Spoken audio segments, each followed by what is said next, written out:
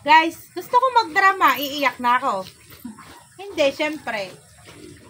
Ito nga pala, nandito ako sa mami ko. Mayaman sana siya eh.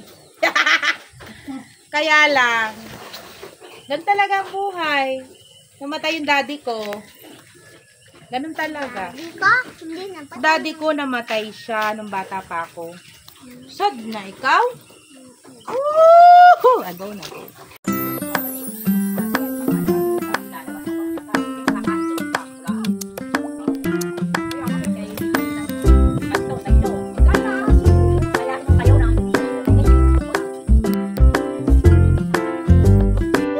Bibi, ang dami sa chinilas ko.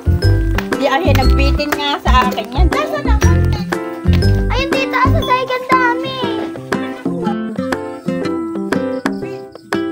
LJ, baka nagkumpra dyan.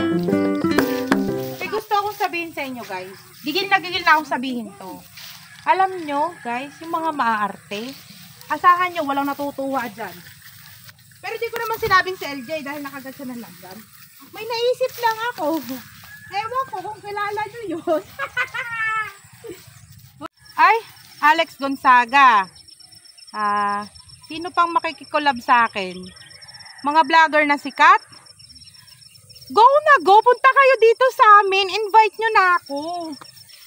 Hindi ako mahiyain. Go na go kayo dito. Anong gusto mong gawin natin? Maglakad sa bukid. Sige.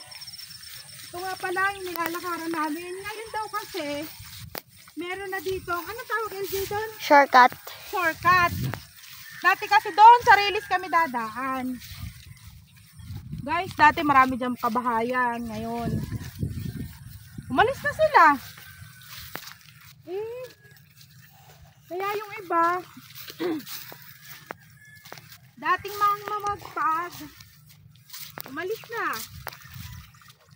Ano na ibang buhay? Go na go. Ito na.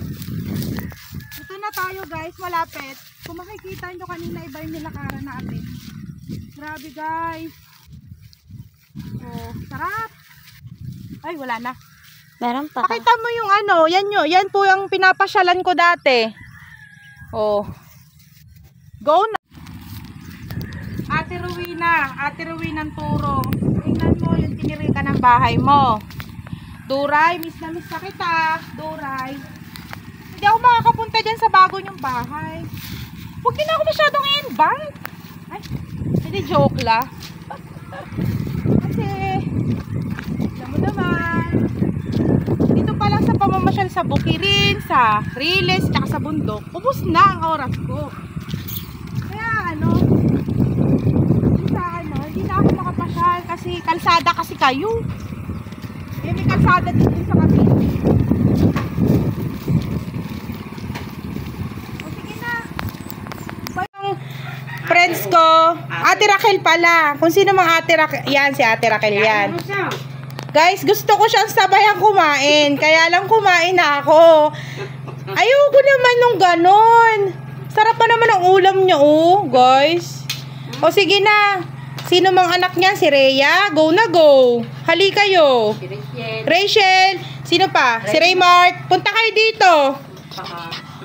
Puntahan nyo. Ay, hindi. Bye na ate.